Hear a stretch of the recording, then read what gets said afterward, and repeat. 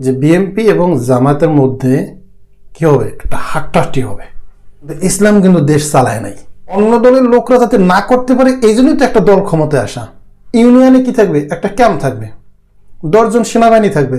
ওই 10 জন সেনাবাহিনী পুরো এই এলাকাটারে কি দেবে, টহল দেবো সবসময়। বাংলাদেশে যে পরিমাণ জনগণ, তাদের নিরাপত্তা দেওয়ার জন্য যে পরিমাণ আইন প্রশাসন দরকার, ওই পরিমাণ কিন্তু নাই। এবং এই পুলিশ থেকে শুরু করে যারা রয়েছে তারা কেউ যেন ঘুষ না খেতে পারে। এই ঘুষের রাস্তা সহ একদম বন্ধ করে ফেলতে হবে। ঘুষ যে নাম লইবে ওরে সাথে সাথে ওর চাকরি শেষ, ওর 10 বছরের জেল। তারাই ঘুষ খাইয়ে বসে থাকে। ঘুষ দিয়ে চাকরি, এই ঘুষটা খায় কেডা? আমাদের জনগণের ঘুম ভাঙাতে হবে। আর এই ঘুম ভাঙাতে পারবে একমাত্র আইন প্রশাসনের লোক, সৎ আইন প্রশাসনের লোক। বিসমিল্লাহির রহমানির রহিম। বন্ধুরা, 2026 সালে যে নির্বাচন আসতেছে, এই নির্বাচন নিয়ে কিছু কথা। আমার মনে হয় আপনারা ভিডিওটি না টেনে দেখলে আপনাদের ভালো লাগবে, এবং যদি শেয়ার করে দেন তাহলে অন্যরাও দেখতে পাবে। তবে এটা কিন্তু আমরা শিওর যে বিএনপি এবং জামায়াতের মধ্যে কি হবে, একটা হাট্টাহাটি হবে। আপনারা দেখছেন যে আমরা অনেকেই বলছি যে জামায়াতের মনে হয় জনপ্রিয়তা নাই। আসলে এটা ভুল। যে আওয়ামী লীগ ক্ষমতায় থাকতে জামায়াতের যত নেতাকর্মীরা আসছিল তাদেরকে মেরে ফেলা হচ্ছে, জেলে দেওয়া হয়েছে, ফাঁসি দেওয়া হয়েছে। কিন্তু আপনারা দেখেন যে ডক্টর শফিকুর রহমান, উনি তো জামায়াতের এখন আমির, ঠিক কিনা?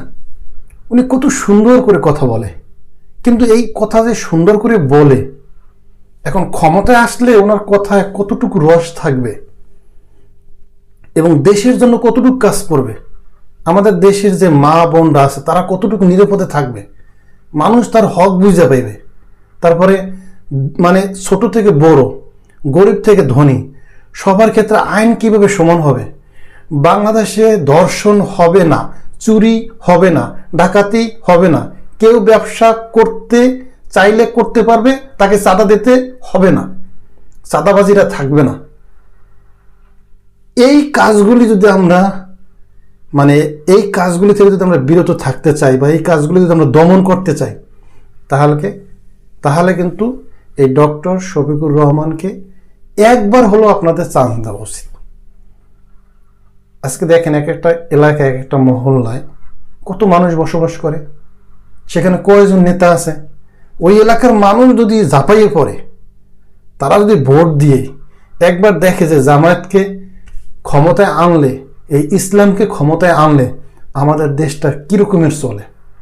আপনারা আজকে দেখেন কুয়েত, দেখেন সিঙ্গাপুর, তারপরে এই দুবাই, এই কাতার, এই যে সৌদি আরব, এই সমস্ত দেশ কিন্তু ইসলামিক আইনে চলে কি না? চলে। সিঙ্গাপুর অন্য আইনে চললেও তাদের যে আইন, সেটা তারা অনেক সৎভাবে কি করে পরিচালনা করে।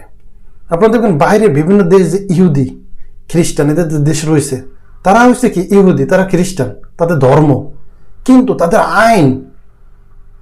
আইন এতটা কঠিন। তাদের পুলিশকে আপনি তারা পুলিশে যারা চাকরি করে, আইন প্রশাসন, তাদেরকে আপনি কোটি টাকা দিয়েও কিনতে পারতেন না।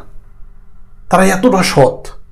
তারা কিন্তু তাদের ভিতরে কোরআন নাই, কালেমা নাই, আল্লাহর নাম নাই, কিন্তু তারা সৎ। আর আমাদের বাংলাদেশের ভিতরে কি আছে? নামাজ পড়ে, মসজিদে যাই দেখবেন যে হুজুরের একটু বক্তব্য দিলে তাদেরকে ধরে, এই বিষয়ে কেন বললেন? ঠিক আছে, দেখবেন যে যারা রাজনীতি করে নামাজ পড়তেছে, এটা করতেছে, কিন্তু ওই দেখবেন পুলিশের বড় বড় ওসিরা, দারোগারা, তারা ঘুষ ছাড়া কিছুই বোঝে না। ঘুষ খেয়ে বউকে খুশি রাখে, বাড়ি করে, গাড়ি করে। একজন পকেট মার থেকে শুরু করে আপনার দেখবেন যে ভিক্ষুক থেকে শুরু করে যারা এই বাজারে মহল্লা যাদের দোকান আছে তাদের কাছ থেকেও ঘুষ খায়। চিন্তা করছেন কত বড় পোড়া কপালের পোড়া কপাল এরা এরা এরা মনে করে এরা মনে হয় সৌভাগ্যবান। আসলে এরা তো সব থেকে পোড়া কপাল, ঠিক কিনা? তাহলে একবার হলো বাংলাদেশের জনগণের উচিত এই ইসলামকে ক্ষমতায় আনা। আপনারা প্রথমে দেখছেন আওয়ামী লীগ দেশ চালিয়েছে, বিএনপি দেশ চালিয়েছে, আরও জাতীয় পার্টি দেশ চালিয়েছে, কিন্তু ইসলাম কিন্তু দেশ চালায় নাই। তাহলে আমাদের একবার দেখা উচিত না যে এই ডক্টর শফিকুর, উনি তো একজন, ওনার তো বয়স হয়েছে, ঠিক কিনা? মৃত্যুর আগে ওনারে একবার দেশটা ওনার হাতে দিয়ে দেখা উচিত না? উনি দেশটাকে কিভাবে চালায়, জনগণের হক বুঝিয়ে দেয় না ডক্টর শফিকুর রহমান উনি নিজের আখের গোছায়? এটা তো বাংলার জনগণের একবার হলেও সুযোগটা দেওয়া উচিত, ঠিক কিনা? এবং দেশে খুন খারাপি গুন্ডামি বদমাশ এগুলো হয় কিনা এটা আমাদের একবার হলেও দেখা উচিত। আমি এটা বলার মানে এটা না যে তারাই ক্ষমতায় আসবে, ক্ষমতায় তো জনগণ ভোট দিয়েই হবে, ভোটের মাধ্যমেই যে কোনো দল পাস হবে, ঠিক কিনা? কিন্তু এটা বলার উদ্দেশ্য হচ্ছে যে অন্যরা কোনো দল এসেই ইতিপূর্বে এসে তারা কখনোই এই সন্ত্রাসী এই চাঁদাবাজি এগুলো দমন করতে পারে নাই। পারে নাই। আপনারা দেখবেন যে আগে যারা বাজার দখল করে আসছিল এখন তারা গেছে কেন অন্য দলরা দখল করছে, অনেকের ভিটামাটি নাই দখল করে লয়ে গেছে। একজনে ব্যবসা করে তার কাছ থেকে চাঁদা চাইছে, টাকা না দিলে হামলা করবে, ব্যবসায় ক্ষতি হবে, কই যাবে বেচারা, ঠিক কিনা? তাহলে যে দলই আসে তারা বলে অন্য দলরা করে, বিরোধী পার্টিরা করে, অন্য দলের লোকরা করে। তাহলে তোমরা যদি ক্ষমতায় এসে অন্য দলকে যদি তোমরা ট্যাগেল না দিতে পারো, আইন প্রশাসনের যে রক্ষার যে একটা আইন প্রশাসন দিয়ে যদি এটা ট্যাগেল না দেওয়া যায়, তাহলে ক্ষমতায় এসে লাভ কি? তাহলে তো তোমরা ফিট না, ঠিক না? এখন ধরেন বিএনপি ক্ষমতা আসলো, বিএনপি ক্ষমতা আসার পরে যদি বাংলাদেশে হট্টগোল শুরু হয়, মানুষ মরে, কাটাকাটি হয়, চাঁদাবাজি হয়, এটা যদি তারা ট্যাগেল না দিতে পারে তাহলে তারা কি ফিট? তারা তো বলবে এটা অন্য দলের লোকরা করছে। এই অন্য দলের লোকরা যাতে না করতে পারে এই জন্যই তো একটা দল ক্ষমতায় আসা। এখন দেখেন নিরপেক্ষ সরকার থাকা অবস্থায় কিন্তু দেখছেন মানুষকে কিভাবে মেরে ফেলা হচ্ছে। আর কি অবস্থা, রাস্তার মধ্যে একজন মানুষকে মেরে ফেলায় কেউ দেখে ধরেও না। দেখছেন আপনারা কিভাবে মাইরা তারপরে তারা এক দেশ থেকে আরেক দেশে পালিয়ে যায়। এই হলো বাংলাদেশ। তা আমাদের এই রাস্তাগুলি, এই আইনগুলি আমাদের কি করতে হবে? পরিবর্তন করতে হবে। পরিবর্তন করলে তাহলে এটা সম্ভব, এটা 100% সম্ভব যে বাংলাদেশ ভালো থাকবে। তবে এই বিএনপি এবং এই জামায়াতের মধ্যে কিন্তু হাড্ডাহাড্ডি লড়াই হবে, কারণ দোনো দলেরই কিন্তু জনপ্রিয়তা অনেক। এই ইসলাম যখন কি আসে সম্মেলন করে মিটিংয়ে বসে তখন দেখা যায় লক্ষ লক্ষ মানুষ আসে। বিএনপি যখন মিটিং আসে তখনও দেখুন লক্ষ লক্ষ মানুষ কিন্তু মিটিং আসে।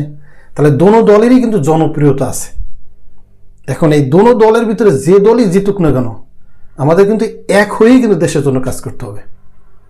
এখন আমরা অনেকে ভাবি যে না আমার দল আসলে তখন আমি একাই রাজা, সব মেরে ফেলে একদম কুইটে সব খাইয়ে ফেলাবো, তা কিন্তু না। আসল রাজনীতি হচ্ছে কি দেশের জন্য, জনগণের জন্য। আমাদের দেশ কিভাবে বাঁচবে, দেশের মানুষ কিভাবে বাঁচবে, আমাদের দেশের মানুষ কিভাবে বিভিন্ন দেশে গিয়ে কাজকর্ম করে বাংলাদেশটাকে টিকিয়ে রাখতে পারে। কর্মসংস্থান বাড়াতে হবে, প্রচুর পরিমাণ কর্মসংস্থান বাড়াতে হবে। বেকার যুবকের কোনো অভাব নাই। এই যারা দেখবেন যে কলেজে ইউনিভার্সিটিতে যারা এই রাজনীতিতে যারা ঢুকছে এদের কিন্তু চাকরি বাকরি নাই, এরা কিন্তু এই দলের পিছিয়ে ঘুরে 500 দেয় 1000 দেয় ওইটা দিয়ে চলে, ঠিক কিনা? এই যে বেকার এটা অফ করতে হবে। এদের পিছিয়ে টাকা না দিয়ে আইন প্রশাসনের লোক বাড়াতে হবে এবং প্রত্যেকটা মহল্লা এলাকায় আপনার দেখবেন থানায় গ্রামে এই সমস্ত জায়গায় কি করতে হবে? আইন প্রশাসন প্রয়োগ করতে হবে। এমন এখন তো আমাদের বাংলাদেশের পল্লী এলাকা আপনারা দেখবেন যে সমস্ত জেলায় কিন্তু এখন রাস্তাঘাট পাকা হয়ে গেছে। পুলিশের বা সেনাবাহিনী বা বিডিআর এদের গাড়ি এমনভাবে থাকবে তারা সবসময় টহল দেব। প্রত্যেকটা ইউনিয়নে কি থাকবে? একটা ক্যাম্প থাকবে, 10 জন সেনাবাহিনী থাকবে। ওই 10 জন সেনাবাহিনী পুরো এই এলাকাটারে কি দেবে? টহল দেবো সবসময়। যেন এটা দায়িত্ব হচ্ছে আইনের কাছে। আইন জনগণ তাদেরকে বেতন দেবে, সেই বেতন তারা খাবে, জনগণকে তারা নিরাপত্তা দেবে। বাংলাদেশে কোনো ধরনের মাস্তান থাকতে পারবে না, চাঁদাবাজি থাকতে পারবে না। আর এমপি মন্ত্রী যারা আসবে তারা তো দেশের জন্য কাজ করবে না, তাদের নিজেদের জন্য কাজ করবে। নিজের দল, নিজের মাস্তান যাদের পোষা হয় তাদের জন্য কাজ করবে নাকি? না, এইটাই আমাদের জনগণের বুঝতে হবে। এইটা আমরা জনগণ যতদিন পর্যন্ত না বুঝবো ততদিন আমাদের এই জনগণের পোড়া কপাল কোনোদিনও জোড়া লাগতো না। আমাদের এই পোড়া কপালই থাকবে। কারণ আমরা এই 2-4-5 হাজার টাকা এখন খাইয়া সারা জীবন জলি পড়ি, কি লাভ বলেন? এই জন্য আমাদের এই কথা বলা যে আমরা সবসময় এটা ভাববো যে এই বেকার যারা রয়েছে তাদেরকে মাস্তান না বানিয়ে, সন্ত্রাসী না বানিয়ে, তাদেরকে আইনের কি সরকারিভাবে জব দিয়ে তারাই দেশকে রক্ষা করবে। বাংলাদেশে যে পরিমাণ জনগণ, তাদের নিরাপত্তা দেওয়ার জন্য যে পরিমাণ আইন প্রশাসন দরকার, ওই পরিমাণ কিন্তু নাই। এবং এই পুলিশ থেকে শুরু করে যারা রয়েছে, তারা কেউ যেন ঘুষ না খেতে পারে। এই ঘুষের রাস্তা সহ একদম বন্ধ করে ফেলতে হবে, এমনভাবে বন্ধ করতে হবে যেন ঘুষ না খেতে পারে। ঘুষ যে নাম লইবে, ওরে সাথে সাথে ওর চাকরি শেষ, ওর 10 বছরের জেল। তাহলে আর কেউ ঘুষ খাবে? খাবে না। কিন্তু এই আইন প্রয়োগ যারা করবে, যে এমপি মন্ত্রীরা বা সংসদে বসে যারা আইন পাশ করবে, তারাই ঘুষ খেয়ে বসে থাকে। আপনারা দেখেন, এই পুলিশে যারা চাকরি হয়, কেন 10 লাখ ঘুষ দিতে হবে, 20 লাখ ঘুষ দিতে হবে কেন? সেনাবাহিনীতে চাকরি হয়, 20 লাখ ঘুষ দিতে হবে কেন? ঘুষ দিয়ে চাকরি, এই ঘুষটা খায় কেডা? যার যোগ্যতা আছে সে চাকরি অবশ্যই পাবে, ঠিক কিনা? কিন্তু যাদের যোগ্যতা আছে তারা টাকার জন্য চাকরি হয় না, আর যাদের যোগ্যতা নেই তারা টাকা দিয়ে চাকরি পায়। এই রাস্তাগুলো আমাদের বন্ধ করতে হবে।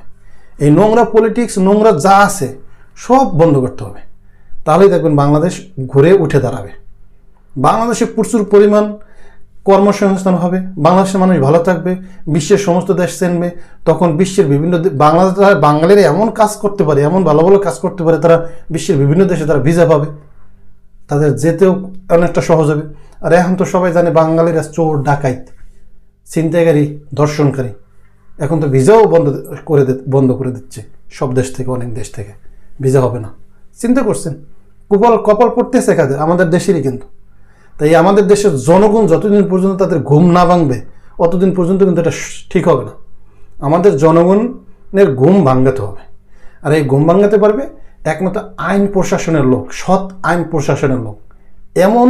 এতটা আইন প্রশাসনের লোক বাড়াতে হবে যেন কোনো ছাত্র, কেউ মাতব্বরি না করতে পারে। কাজ করবে, খাবে। দেখবেন যে লক্ষ লক্ষ পোলাপান, তারা কোনো কাজ নাই, বাজ নেই, কিছু নাই, খালি মাস্তানি করে খায়, চাঁদাবাজি করে খায়। তাদের আয়ের উৎস কি? তাদের টাকা ইনকাম আসে কোথা থেকে? ঠিক কি না? এই জায়গা আমাদের বন্ধ করতে হবে। তো বন্ধুরা, অবশ্যই ভিডিওটি দেখবেন। সবাই ভালো থাকবেন, সুস্থ থাকবেন। দেখা হবে পরবর্তী ভিডিওতে। আল্লাহ হাফেজ।